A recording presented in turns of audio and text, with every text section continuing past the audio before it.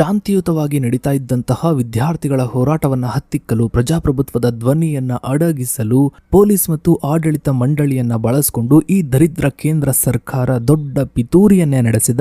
ದೆಹಲಿಯ ಜಂತರ್ ಮಂತರ್ ಬಳಿ ನಡೀತಾ ಇರೋ ಪ್ರತಿಭಟನೆಯಲ್ಲಿ ಶಾಂತಿಯನ್ನ ಕದಡಲು, ಹಿಂಸಾಚಾರವನ್ನ ಸೃಷ್ಟಿಸಲು, ಪ್ರತಿಭಟನಾಕಾರರನ್ನೇ ಅಪರಾಧಿಗಳನ್ನಾಗಿ ಬಿಂಬಿಸಲು ಈ ದರಿದ್ರ ಸರ್ಕಾರ ಮಾಡಿರುವಂತಹ ಪ್ಲಾನ್ ಈಗ ಕೊನೆಗೂ ಬಯಲಾಗಿದೆ. ಪ್ರತಿಭಟನಾ ಸ್ಥಳದ ಹತ್ತಿರ ಕಲ್ಲುಗಳಿಂದ ತುಂಬಿದ್ದಂತಹ ದೊಡ್ಡ ಟ್ರಕ್ ಒಂದನ್ನ ಮತ್ತು ಹಾನಿಗೊಳಗಾದ ವಾಹನಗಳನ್ನ ತಂದು ನಿಲ್ಲಿಸಿ ಪ್ರತಿಭಟನಾಕಾರರ ಅಂದ್ರೆ ವಿದ್ಯಾರ್ಥಿಗಳ ಮೇಲೆ ಕಲ್ಲು ತೂರಾಟದ ಸುಳ್ಳು ಆರೋಪವನ್ನ ಹೊರಿಸಿ ಅವರ ಮೇಲೆ ಹಿಂಸಾಚಾರವನ್ನ ಈ ದರಿದ್ರ ಸರ್ಕಾರ, ಕ್ರಾಸ್ ಬೀಡ್ ಸರ್ಕಾರ ಮುಂದಾಗಿದೆ. ಅಷ್ಟಕ್ಕೂ ದೆಹಲಿಯ ಜಂತರ್ ಮಂತರ್ ನಲ್ಲಿ ನಿಜಕ್ಕೂ ನಡೆದದ್ದಾದ್ರೂ ಏನು?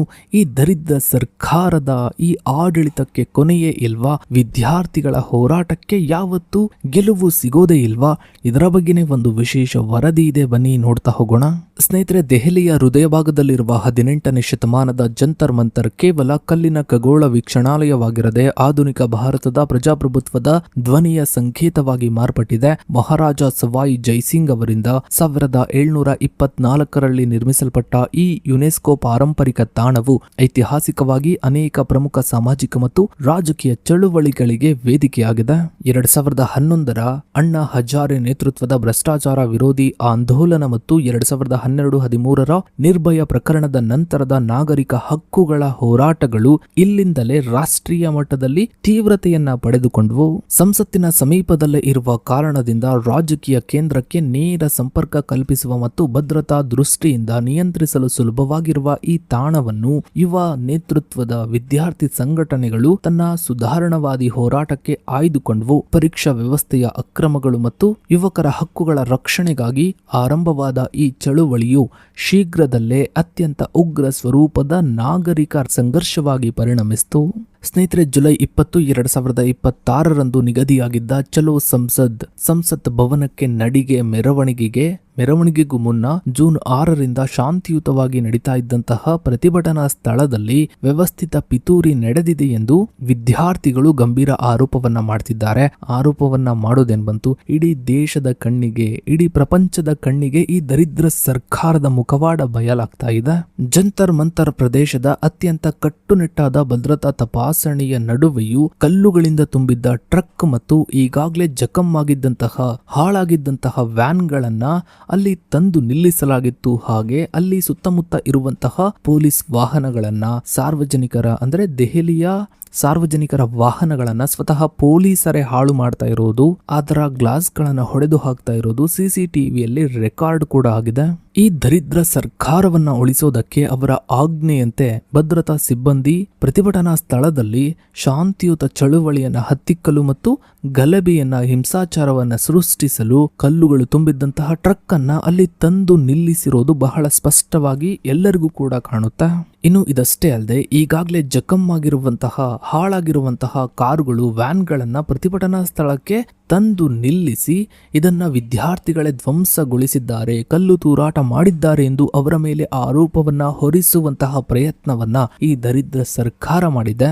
ಇನ್ನು ಪ್ರತಿಭಟನಾ ಸ್ಥಳದಲ್ಲಿದ್ದ ಪ್ರಮುಖ ಭದ್ರತಾ ಸಾಧನಗಳಾದ ಲೋಹ ಶೋಧಕ ಯಂತ್ರಗಳನ್ನ ಅಂದ್ರೆ ಮೆಟಲ್ ಡಿಟೆಕ್ಟಿವ್ ಅನ್ನ ಅಧಿಕಾರಿಗಳೇ ತೆಗೆದುಹಾಕಿದ್ದಾರೆ ಎಂದು ವಿದ್ಯಾರ್ಥಿಗಳು ಮಾಹಿತಿಯನ್ನ ನೀಡಿದ್ರು. ಅಂದ್ರೆ ಪ್ರತಿಭಟನೆ ನಡೆಸ್ತಾ ಇದ್ದಂತಹ ವಿದ್ಯಾರ್ಥಿಗಳ ಮಧ್ಯ ಈ ಬಿಜೆಪಿಗೆ ಹುಟ್ಟಿರುವಂತಹ ಕ್ರಾಸ್ ಬೀಡ್ ಗಳನ್ನ ಒಳಗಡೆ ಬಿಟ್ಟು ಹಿಂಸಾಚಾರವನ್ನ ಸೃಷ್ಟಿಸೋದಕ್ಕೆ ಈ ದರಿದ್ರ ಸರ್ಕಾರ ಈ ರೀತಿಯ ಕಚಡ ಪ್ಲಾನ್ ಅನ್ನ ಮಾಡಿದೆ. ದೆಹಲಿ ಪೊಲೀಸರು ಈ ಆರೋಪಗಳಿಗೆ ತಕ್ಷಣ ಯಾವುದೇ ನೇರ ಪ್ರತಿಕ್ರಿಯೆಯನ್ನ ನೀಡದೇ ಇದ್ರು. ನಂತರದ ಸಂಘರ್ಷಗಳಲ್ಲಿ ವಿದ್ಯಾರ್ಥಿಗಳೇ ಪೊಲೀಸರ ಮೇಲೆ ಕಲ್ಲು ತೂರಾಟ ನಡೆಸ್ಬಿಟ್ರು, ಸರ್ರಾಗಿ ಮಾಡ್ಬಿಟ್ರು ಹಿಡ್ಕೊಂಡು ಅಂತೇಳಿ ಪ್ರತ್ಯಾರೋಪವನ್ನ ಮಾಡಿದ್ದಾರೆ.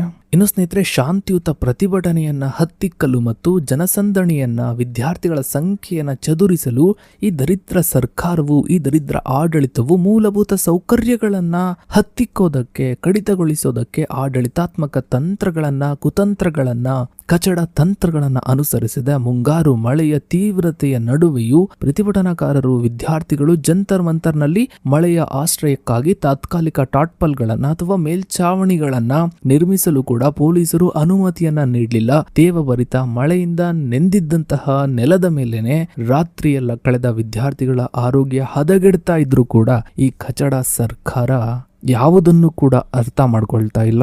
ಇದರೊಂದಿಗೆ ಜಂತರ್ ಮಂತರ್ ಆವರಣದ ಸಾರ್ವಜನಿಕ ಶೌಚಾಲಯಗಳ ನೀರು ಮತ್ತು ವಿದ್ಯುತ್ ಸಂಪರ್ಕವನ್ನ ಸಂಪೂರ್ಣವಾಗಿ ನಿಲ್ಲಿಸಲಾಗಿತ್ತು. ಇದರ ಜೊತೆಗೆ ಬ್ಯಾರಿಕೇಡ್ಗಳಿಗೆ ಕರೆಂಟ್ ಅನ್ನ ಪಾಸ್ ಮಾಡಲಾಗ್ತಾ ಇತ್ತು. ಇದಷ್ಟೇ ಅಲ್ಲದೆ ಪೊಲೀಸರು ಅಂದ್ರೆ ಈ ಆಡಳಿತ ಪಕ್ಷದ ನಾಯಿಗಳು ಅಂದ್ರೆ ಅವರಿಗೆ ಪೊಲೀಸರು ಅಂತ ಹೇಳೋದಕ್ಕೆ ಅವರಿಗೆ ಯಾವುದೇ ನೇಮ್ ಬೋರ್ಡ್ ಇಲ್ಲ ಅಥವಾ ಇವರು ನಿಜವಾಗ್ಲೂ ಪೊಲೀಸ್ ಅನ್ನೋದಕ್ಕೆ ಯಾವುದೇ ಸಾಕ್ಷಿ ಆಧಾರಗಳಿಲ್ಲ. ಎಷ್ಟೋ ಜನ ಕಲರ್ ಡ್ರೆಸ್ ಅಲ್ಲಿ ಚಪ್ಪಲಿ ಎಲ್ಲ ಹಾಕೊಂಡು ಲಾಠಿಗಳನ್ನ ಹಿಡ್ಕೊಂಡು ಬಂದಿದ್ದಾರೆ.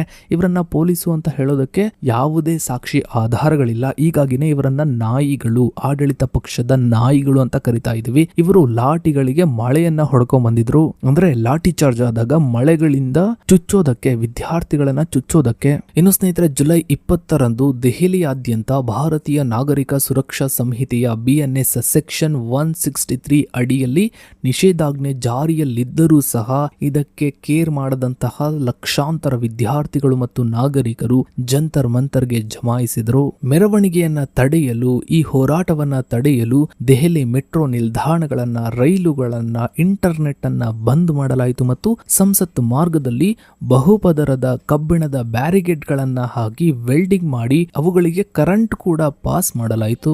ಇನ್ನು ಸ್ನೇಹಿತರೆ, ನ್ಯಾಯಕ್ಕಾಗಿ, ಸ್ವಚ್ಛ ಆಡಳಿತಕ್ಕಾಗಿ ವಿದ್ಯಾರ್ಥಿಗಳಂದ್ರೆ ಏನ್ ದೊಡ್ಡ ಮಾಸ್ಟರ್ಸ್ ಓದಿರುವಂತಹ ವಿದ್ಯಾರ್ಥಿಗಳಲ್ಲ, SSLC PUC ಮಾಡಿರುವಂತಹ ವಿದ್ಯಾರ್ಥಿಗಳು ತುಂಬಾ ದೊಡ್ಡ ಸಂಖ್ಯೆಯಲ್ಲಿ ಅಲ್ಲಿದ್ರು. ಈ ವಿದ್ಯಾರ್ಥಿಗಳು ಪ್ರತಿಭಟನೆಯನ್ನ ನಡೆಸ್ತಾ ಇದ್ರೆ ಈ ಪ್ರತಿಭಟನೆಯ ತೀವ್ರತೆಯ ನಡುವೆ ದೇಶದಲ್ಲಿ ಭಾರೀ ಪ್ರಮಾಣದ ಸುಳ್ಳು ಸುದ್ದಿಗಳು ಮತ್ತು ವಿರೂಪಗೊಳಿಸಿದ ದೃಶ್ಯಗಳನ್ನ ಸಾಮಾಜಿಕ ಮಾಧ್ಯಮಗಳಲ್ಲಿ ಈ ದರಿದ್ರ ಸರ್ಕಾರಕ್ಕೆ ಹುಟ್ಟಿರುವಂತಹ ಕ್ರಾಸ್ ಫೀಡ್ಗಳು ಹರಡಿಸೋದಕ್ಕೆ ಶುರು ಮಾಡಿದ್ರು. ಈ ಪ್ರತಿಭಟನೆಯ ದಿಕ್ಕನ್ನ ತಪ್ಪಿಸೋದಕ್ಕೆ, ಇವರನ್ನ ದೇಶ ವಿರೋಧಿಗಳು ಅಂತ ಬಿಂಬಿಸೋದಕ್ಕೆ ಈ ದರಿದ್ರ ಸರ್ಕಾರಕ್ಕೆ ಹುಟ್ಟಿರುವಂತಹ ಕ್ರಾಸ್ ಬೀಡ್ಗಳು ನಾನಾ ರೀತಿಯ ಪ್ರಯತ್ನವನ್ನ ಮಾಡಿದ್ರು. ಇನ್ನು ಮತ್ತೊಂದು ಕಡೆ ಈ ಯುವ ಚಳುವಳಿಯು ದೇಶದ ಪ್ರಮುಖ ರಾಜಕೀಯ ವಿರೋಧ ಪಕ್ಷಗಳ ಗಮನವನ್ನ ಸೆಳೆಯಿತು. ಕಾಂಗ್ರೆಸ್ ನಾಯಕರಾದ ರಾಹುಲ್ ಗಾಂಧಿ, ಪ್ರಿಯಾಂಕಾ ಗಾಂಧಿ ಮತ್ತು ಮನೀಶ್ ತಿವಾರಿ ಈ ಹಿಂಸಾಚಾರವನ್ನ ತೀವ್ರವಾಗಿ ಖಂಡಿಸಿ ಶಾಂತಿಯುತ ಪ್ರತಿಭಟನೆ ಯುವ ಜನಾಂಗದ ಸಂವಿಧಾನಿಕ ಹಕ್ಕು ಎಂದು ಪ್ರತಿಪಾದಿಸಿದ್ರು.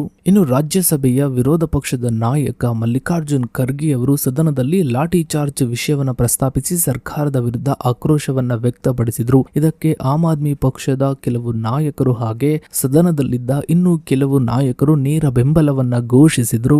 ಸ್ನೇಹಿತರೆ, ನಾವಿಲ್ಲಿ ಒಂದು ವಿಷಯವನ್ನ ಬಹಳ ಮುಖ್ಯವಾಗಿ ಅರ್ಥ ಮಾಡ್ಕೋಬೇಕು. ಇಲ್ಲಿ ಆಡಳಿತ ಪಕ್ಷ, ವಿರೋಧ ಪಕ್ಷ ಅಂತ ಏನೂ ಇಲ್ಲ. ಇಲ್ಲಿ ಎಲ್ಲಾ ನನ್ನ ಮಕ್ಕಳು ಕೂಡ ಅದೇ ಕಚಡ ನನ್ನ ಮಕ್ಕಳೇ. ಅಧಿಕಾರ ಕೈಗೆ ಸಿಕ್ಕಾಗ ಎಲ್ಲರೂ ಕೂಡ ಇದನ್ನೇ ಮಾಡ್ತಾರೆ. ಹೀಗಾಗಿ ಈ ಹೋರಾಟ ಬೇರೆ ಲೆವೆಲ್ಗೆ ಹೋಗ್ಬೇಕು. ಕೇವಲ ಆಡಳಿತ ಪಕ್ಷ ಅಂತ ನೋಡದೇನೆ ಎಲ್ಲಾ ಪಕ್ಷಗಳ ವಿರುದ್ಧನೂ ಕೂಡ ಈ ರೀತಿಯ ಹೋರಾಟ ಶುರುವಾಗಬೇಕು. ಸೊ ಇದಾಗಿತ್ತು ಸ್ನೇಹಿತರೆ ಇವತ್ತಿನ ಈ ಒಂದು ವಿಡಿಯೋದ ಬಗ್ಗೆ ನಿಮ್ಮ ಅನಿಸಿಕೆ, ಅಭಿಪ್ರಾಯಗಳನ್ನ ತಪ್ಪದೆ ಕಮೆಂಟ್ ಸೆಕ್ಷನ್ ಅಲ್ಲಿ ಕಮೆಂಟ್ ಮಾಡಿ. ಹಾಗೆ ವಿಡಿಯೋಗೊಂದು ಲೈಕ್ ಮಾಡ್ತಾ ವಿಡಿಯೋನ ಆದಷ್ಟು ಎಲ್ಲ ಕಡೆ ಶೇರ್ ಮಾಡಿ. ನೀವಿನ್ನು ನಮ್ಮ ಚಾನಲ್ಗೆ ಸಬ್ಸ್ಕ್ರೈಬ್ ಆಗಿಲ್ಲ ಅಂದ್ರೆ ಕೆಳಗಡೆ ಕಾಣ್ತಾ ಇರೋ ಸಬ್ಸ್ಕ್ರೈಬ್ ಅನ್ನ ಕ್ಲಿಕ್ ಮಾಡಿ. ಹಾಗೆ ಪಕ್ಕದಲ್ಲಿ ಕಾಣೋ ಬೆಲ್ ಐಕಾನ್ ಕೂಡ ಕ್ಲಿಕ್ ಮಾಡಿ. ಥ್ಯಾಂಕ್ಸ್.